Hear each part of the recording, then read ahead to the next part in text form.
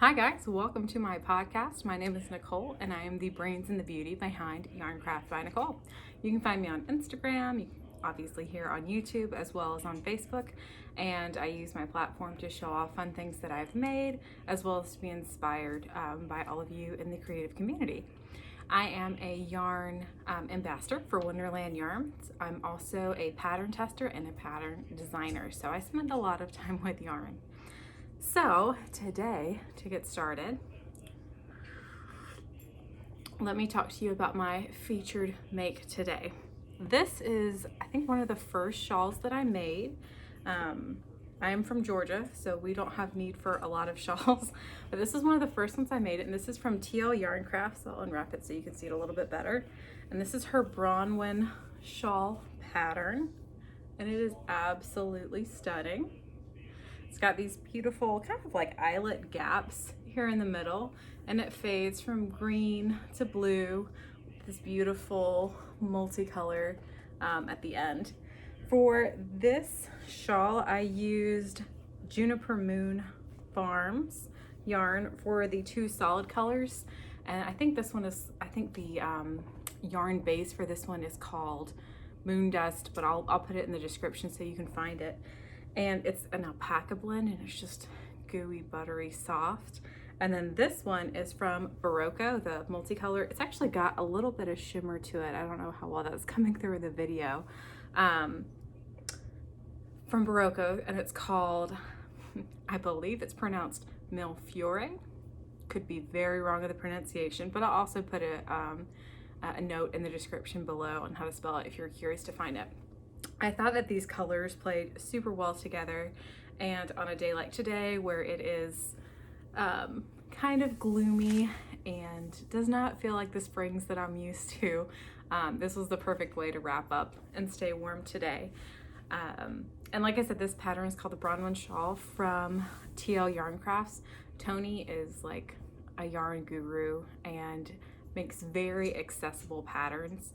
I was encouraged to look her up when I was working at a yarn shop, and was not used to reading patterns. I've been crocheting since I was about 12 or 13, but a lot of what I learned was self-taught, or I would learn a stitch or two from this person or that person and would make things up as I go. So I would make blankets and scarves and hats and all these things, but I wouldn't use patterns. I would just kind of figure out the mechanics of it and make it. So when I was working at the yarn shop, I learned a ton, including the importance of making a pattern because someone else will want to make what you make, and it's a way to broaden your skill set. So this was one of the first shawls that I made, and I absolutely love it. It's a good size. I think that the pattern calls for either a DK weight, maybe even a little bit thicker. I used a sport weight on mine, so it's a nice kind of in-between size. It's not super thick like a worsted weight or a chunky, but I absolutely love it, and it drapes beautifully, and it makes me happy every time I wear it, especially on a gloomy day like today. And this beautiful mug is not one of my featured makes, but I got it from a local yarn store, and it's got a little sheep on it. It's so cute. It's a handmade ceramic that I can throw in the dishwasher. I don't know what more you can ask for that, and it's one of my favorite colors. So yes, featured make, the Bronwen Shawl from Yarncrafts. Now guys, I know I told you the last time we talked that I was going to be traveling, that I was going to have a lot of things to show you when I came back, and it's true. I have a lot of things to show you. So let me start with my finished objects, one of which I finished just last night. The first thing that I finished, and I finished it the night before I wore it to go see friends in South Georgia where the weather was beautiful, is my Shiloh cardigan, which is currently in testing. Let me make sure I'm showing it to you the right way. This beautiful thing is absolutely perfect. It's got short sleeves. It's got a really pretty stitch pattern. The stitches kind of look like little triangles. It's got ribbing along the inside of the cardigan and along the bottom. This pattern is written for size inclusivity, so I think it goes from extra small to 5X, I believe. And it's just beautiful and fun, and I love it. You make this in 3 panels, so a back panel, 2 front panels, and then the sides, seam it up, finish it out. I had a lot of fun wearing this. I wore this over a denim dress for some of the pictures that I took, and if you haven't seen those, go check out my Instagram, because they're up there and they're really cute. My husband did a great job taking pictures. But now that I finished this one, I already think that I need to make one for my mom and maybe a couple of other ones. So this is the Shiloh cardigan. It is currently being tested by people like me to make sure that the pattern is beautifully written before it goes out to everybody. But I think that it releases either at the end of April or early May. So not too long before this releases, and it's gonna be from Emily Davies. Her Instagram handle is @HookedHazel, so if you aren't following her, you should. She writes beautiful patterns, and this is the first one I've tested for her, and I absolutely love it. And I'm looking forward to when I get to wear it here in Michigan, because it hasn't quite been warm enough recently for that yet. In fact, we spent a week in Georgia, and the day we left, it was snowing. And the day we came back, like the next day, after we had been driving all day, the next day when we had to go back to work and school, it was snowing. I was like, what is this? This is April. What nonsense is this? Take me back to the sun. The other thing that I finished that I have gotten a lot of feedback from as I've been posting pictures of it is the house sweater. It's real cute, y'all. It's real cute. So the last time you saw it, it was just the bottom panel, but look at it. It's so cute. And it's got houses on the back. So there are a total of 9 houses on this really cute sweater. They're all different, and I love it. It is, I haven't worn it yet. I actually haven't blocked it yet, which means that it'll grow a little bit. Blocking just means that you are like rinsing it or soaking it in some wool wash and then laying it flat to dry. So a lot of times when you do that, like I did it with this shawl, it helps your projects grow or hold their shape a little bit better. So I haven't done it with this one yet, but I did try it on and it fits great. It's a little bit cropped. It's just so cute. So this is made from mostly Sorella yarn. They had an oopsie sale where they basically in the dyeing process, they had yarn that was a beautiful skein of yarn, but wasn't quite what they were going for when they were making a collection or working on spring tonals or whatever. So they sell the ones that they call oopsies, and it's just a grab bag. Like, you don't know what you'll get. And I got this bottom color, this color, the blue, and I think that's it that I put in this one. I bought 4 skeins, but those 3 colors, the teal, the kind of speckly lighter color, and then this blue were all part of what I got from them from that bag, and they work really well together. Because this was like a make it up as I go sweater, I didn't know quite how far each would go, so I just kind of went until I ran out and then added more and more colors along as I went. It was a fun process. This top color is from Wonderland Yarns. It's also in the houses, just like the blue is in the houses. Like this blue is the same that's up here. You can see, yeah, there's a blue house right there on the back with a purple roof. That's all Wonderland yarn. This really pretty one that kind of looks like a peacock feather, all of those colors right there. That's also a Wonderland yarn. And then this light purple is a Sorella yarn. And this purple I bought for my lightsaber scarf. And it's from Stitch Together Studios, and they're also wonderful.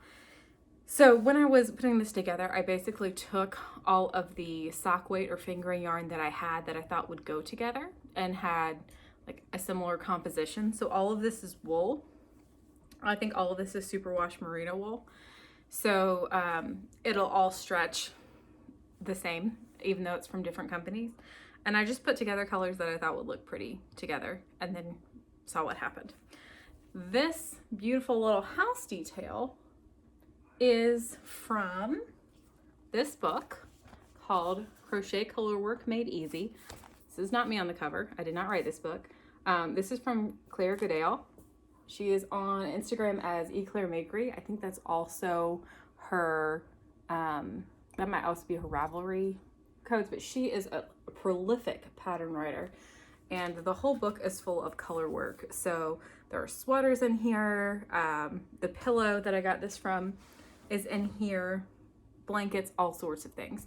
So what I did for the sweater, and why I cannot write a pattern for the sweater, is I took the design that she made that's in this book and used the math that you would, like the same amount of stitches that you would count out to make her pillow, and then made more of them to make a sweater. So the pillow that I made is this one. This is the pattern that's in her book, and it's super simple to follow. It's all half double crochet, which is probably my favorite stitch for blankets and pillows because it looks good on both sides and it works up quickly. So this is the pillow that I made that I liked so much. I took it and made it into a sweater, and it's fantastic. I will, depending on how nice it is next Thursday, and if it's warm enough, I might just wear this one in my next video because it's so cute. And I really love that all of the houses are different. They come from different companies. The houses themselves are pretty much all scraps, but I still have little bits and pieces left over from some of the colors that I used. So I'm thinking about taking this pattern that I did a tutorial video on and using my sock weight leftovers from this and either doing like a table runner or maybe just earrings. So let me know what you think. If this color scheme would look really cute in a pattern like that. I think it would. I think it's adorable. House sweater from this wonderful book, Crochet Color Work Made Easy. And it really is made easy. A lot of people are afraid of color work, especially I feel like crocheters don't see it as much or haven't in the past. And this book is nice because it goes from pretty simple patterns to like more intermediate patterns. So I love it. I've also made a sweater from this book that if I don't wear the house sweater, maybe I'll wear that one next week. It's super cute and it's got a big flower on the front of it. But she's great, Goodale. Now, we've talked about finished objects. Let me show you what my current work in progress is. My current whip. It's another pattern test. One of these days I will stop, I will take a break from pattern testing and write some patterns because I feel like I'm behind on that. But then people come out with such cute ideas that I just want to make it. So this is what I am working on currently. If I can show it to you at its best advantage. This, it would help if I would show it to you with the right side facing out. This is the top of another sweater because apparently I can't get enough sweaters. This is from a pattern that will be coming out later this year from Janine. I will look up her last name. And her Instagram handle is Capital Crochet. She does pattern writing, pattern testing, and this is the first one that I've done for her, and it's really pretty. Her original one uses cotton, so I'm curious to see how it will look in wool, which is what I have. And it's just really cute. Like, it's gonna keep following this pattern as it goes down, and it'll be a short sleeve sweater, lightweight, perfect for summer. And I'm really excited about it. I'm using Wonderland yarns for this. They have something called an Opposites Attract kit that has a skein of their unicorn base, which is really pretty. It's got a little bit of shimmer to it. It's a tonal. And then it has just a solid sport weight. And they're playing really well together. And it's giving me a little bit of mermaid vibes, and I'm here for it. But because I have this much of this kit, and I don't know if I will find another one at my local yarn store, what might happen is that it might be this at the top, and then at the bottom it might be a fun variegated or multicolor yarn that includes these 2 shades of purple. So this will probably look a lot different the next time you see it, but that is going to be the Treblemaker, because this the light purple stitches are all the treble crochet stitch. So the Treblemaker pullover, which will be releasing later this year, but very excited about that. I think it'll be fun to work on. I think it'll be even more fun to wear. So those are, well, that's really my only whip right now, because I just finished the house sweater yesterday. But I wanted to show you some yarn love. Here, I take another sip of my tea. This beautiful skein I got this week, and I actually have another skein coming from this yarn dyer. Look at that, it's so pretty. I have another skein coming from her next week, or maybe tomorrow. But this is from Aquarius Make. You can find her on Etsy. She is wonderful and delightful, and I have pattern tested with her in a couple of groups, but I've never bought her yarn, and she is a fantastic yarn dyer. She's got everything from neutrals to brights, and she's very, very creative with the color pairings that she uses. And even when she's making something for a pattern test, she often will dye her own yarn to go with it, which I think is really cool. So this one I got from her spring clearance sale. This is the colorway flannel, which I'm sorry to tell you, I think is retiring this year, but I'm absolutely loving it. And I'm not usually a neutrals person, but I'm here for it. And it's honestly like, these are the same colors as my dog, which might be why I love it. Scoots roughly all of these colors put together. And I got another neutral from her called Firewood, I think. But she's great. I think she is out of Michigan as well. But her name is Aquarius Make, and she does beautiful yarn. She also sometimes does like specialty boxes. I think she's part of a group right now that's doing a Ramadan box. And she's fantastic. So Aquarius Make, you should look her up on Instagram and on Etsy, because she is incredibly talented. The last thing I want to show you that's new, and I'm talking brand new, is my new hook. I got a new furls hook, y'all. You know how sometimes I tell you that I treat myself to a hook when I do a new pattern test? 100% what happened with this one. All three, honestly. The Shiloh cardigan, the red one, the house sweater, and then the Treblemaker pullover that I'm working on right now, all use an F hook. And the one that I had was just a normal hook. And since it's so skinny at the top, like the whole hook was really skinny. And by the end of the house sweater, I'm like, I want a new hook. Like, not even at the end. When I was getting close with the house sweater, I was thinking I wanted a new hook. And then I get an email from Furls saying, oh, we have a new color out. And kid you not, this is like the color that my bridesmaids wore in my wedding. So it is one of my favorite colors. My mother-in-law calls it Nicole blue instead of Tiffany blue, because it is my favorite. And yes, so I treated myself to a goodie there. New Furls hook. And this one is nice because it's a nickel hook. That's the metal that's at the top. And it's just got a good weight to it. Sometimes I find when I'm crocheting with like a plastic hook, or sometimes even with a wooden hook, if it's not heavy enough, it just feels flimsy. So I am a fan of a little bit more weight hook. So I added to my collection this past week. And guys, that about wraps up the yarn portion of today. Or does it? Because I have one more thing I want to talk about that I can't let go of this week.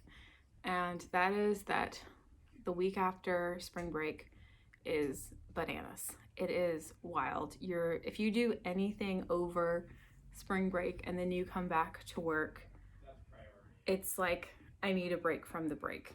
We spent the whole week in Georgia, and it was wonderful. We did a lot of traveling to see friends and spent a lot of time with my family, and it was a really good break.